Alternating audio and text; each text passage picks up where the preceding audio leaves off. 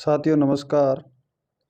आज के वीडियो में चर्चा करेंगे हम रेलवे में आने वाली न्यू एएलपी व टेक्नीशियन रिक्वायरमेंट के बारे में कि कितनी पोस्ट आएगी और कब तक वैकेंसी आएगी, उसके बारे में हम चर्चा करेंगे।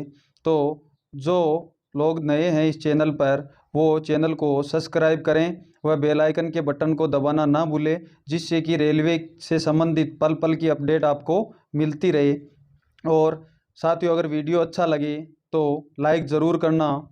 तो हम आगे बढ़ते हैं, उससे पहले मैं आपको बता दूं, ये जो वैकेंसी है ये है आपके GDC general departmentally competitive examination की, मतलब ये डिपार्टमेंटली भर्ती है उसकी। ये आपको पीडीएफ दिखाई गई है, जिसमें हम बात करें कि जो डायरेक्ट एएलपी व टेक्नीशियन की वैकेंसी के बारे में या डायरेक्ट जो रिक्वायरमेंट होता है उसके बारे में। तो हम नीचे की ओर बढ़ते हैं। यहाँ पे आपको मैं प्रूफ के सहित बताऊंगा कि कितनी वैकेंसी आएगी और कितनी टेक्नीशियन की आएगी, क्या होगा क्या नहीं होगा, उसके बारे में हम चर्चा करेंगे। तो आप प्रूफ के साथ देख लेना साथियों कि कितनी वैकेंसी आएगी। तो मैं पहले चर्चा करूं कि मिनिस्ट्री ऑफ रेलवे द्वारा प्रत्येक जोन से जो पद खाली होते हैं उनकी डिटेल्स ली जाती है। तो वो डिटेल्स मांगी गई थी अक्टूबर 2022 में, जो कि जोनों द्वारा जितने खाली पद थे वो डिटेल्स भेज दी गई मिनिस्ट्री ऑफ रेलवे को। तो मिनिस्ट्री ऑफ रेलवे का सिस्टम होता है कि डायरेक्ट रिक्वायरमेंट से पहले डिपार्टमेंटली भर्ती निकाल कर जितना डिपार्टमेंटली कोटा होता है उसके अनुसार उतनी वैकेंसी निकाली जाती है, उनको पूर्ण किया जाता है। उसके बाद डायरेक्ट रिक्वायरमेंट लिया जाता है। तो हम देखते हैं, यह आपके वैकेंसी आई है। ये वैकेंसी टोटल 238 पोस्ट पे, कितनी पोस्ट आपके 238 पोस्ट आपके दी गई है। तो मैंने आपको साथियों बताया कि डिपार्टमेंटली कोटा है वो होता है आपका 25%। कितना होता है? 25%। तो हम एएलपी की यहाँ पे चर्चा करेंगे, क्योंकि अभी जो वैकेंसी डिक्लेयर हुई है जीडीसी की वो केवल एएलपी की डिक्लेयर हुई है।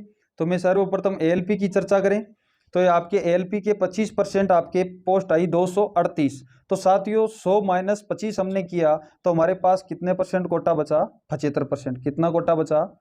75%। तो हमने देखा कि ये जो 75% है वो कितनी पोस्ट हो गई? 718 पोस्ट। ये है एएलपी की। हम बात करें टेक्नीशियन की, तो टेक्नीशियन की 2018 की जो वैकेंसी थी उसमें हमने देखा था एएलपी के 27,000 के लगभग वैकेंसी थी, जबकि टेक्नीशियन की वैकेंसी थी 36,000 की। तो टेक्नीशियन की वैकेंसी एएलपी से अधिक थी। तो हम बात करें यहाँ पे हमने टोटल पोस्ट देखा एएलपी की, वो कितनी देगी? 1000। कितनी देगी साथियों? 1000। 1000। तो अगर टेक्नीशियन की बात करें तो टेक्नीशियन को मैंने 20% बढ़ा के लिया है, तो टेक्नीशियन की टोटल पोस्ट हो गई आपके 1200 पोस्ट। उनमें से 25% तो किसके द्वारा भरी जाएगी? जीडीसी के द्वारा। मतलब मिनिस्ट्री ऑफ रेलवे है वो अपने कोटा जो 25% है पहले डिपार्टमेंटली वैकेंसी निकालकर उसको पूर्ण करेगा। उसके बाद हम डायरेक्ट रिक्वायरमेंट की बात करें तो डायरेक्ट रिक्वायरमेंट के लिए कितनी पोस्ट बच गई? 1200 माइनस 300, तो आपके टोटल कितनी पोस्ट बची? 900। हम आगे देखते हैं, ये हो गए आपकी 900। ये हम केवल चर्चा कर रहे हैं दोस्तों केवल एनडब्ल्यूआर की। किसकी चर्चा कर रहे हैं? एनडब्ल्यूआर की। अभी बाकी जोन में भी आपके कुछ जीडीसी की वैकेंसी आई हुई है, आप उसकी साइड पे भी देख सकते हो।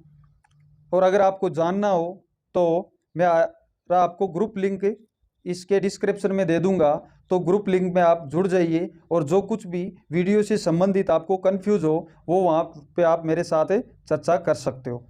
तो हम बात करें ये एनडब्ल्यूआर की आपके टोटल पोस्ट हो गई 1618।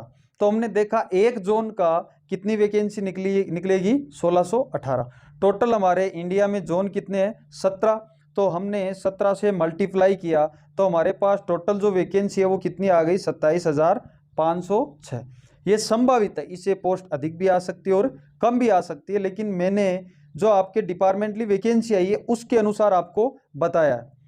हम देखते हैं, ये आ गई आपकी वैकेंसी और ये कब तक आएगी उसके बारे में हम चर्चा करें तो पर चलते हैं हम। ये जो डिपार्टमेंटली वैकेंसी है उसका ऑनलाइन जो फॉर्म स्टार्ट है वो कर दिया गया है 7/4/2023 और जो क्लोजिंग डेट रहेगी वो रहेगी 6/5/2023। तो पूर्णतः संभावना है इसकी क्लोजिंग डेट के बाद या इसी सत्र में 2023 में आपके ये वैकेंसी डायरेक्ट रिक्वायरमेंट के लिए डिक्लेयर कर दी जाएगी। और हम चर्चा करें तो मिनिस्ट्री ऑफ रेलवे द्वारा जितने भी पद खाली है वो जल्द से जल्द भरे जाएंगे।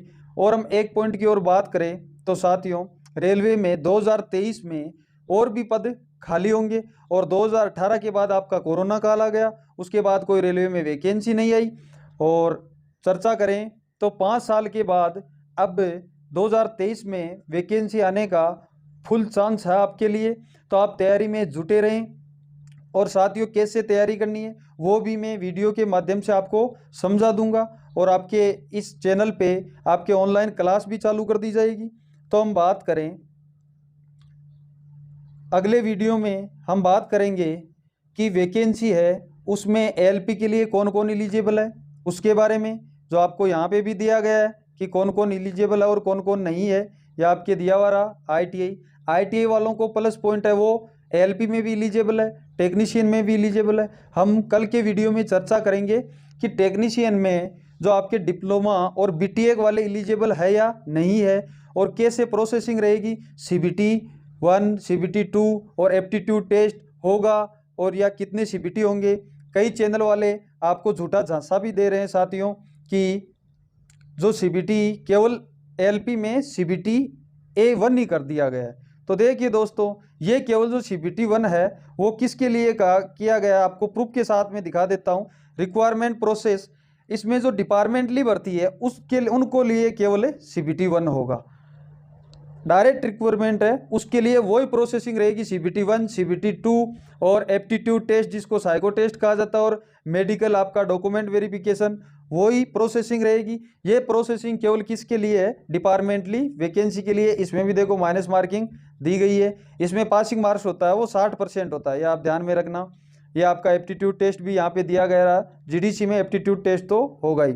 तो हम क्या प्रोसेसिंग होगी, कितनी एज क्राइटेरिया रहेगा, उसके बारे में हम चर्चा करेंगे इससे अगले वीडियो में। तो दोस्तों, आपको जो चीज़ समझ में नहीं आई या आप अभी भी कंफ्यूज हो तो डिस्क्रिप्शन में आपको व्हाट्सएप ग्रुप की लिंक दी जाएगी। तो आप उस लिंक के माध्यम से ग्रुप ज्वाइन कर लेना। और आप पर्सनल भी मेरे को पूछ सकते हो कि सर एएलपी व टेक्नीशियन के लिए तैयारी कैसे करें, किस बुक से करें, किस नोट से करें, या कैसे हम आगे की तैयारी में जुटे रहें। तो साथियों, तैयारी में आपको जुटा रहना है।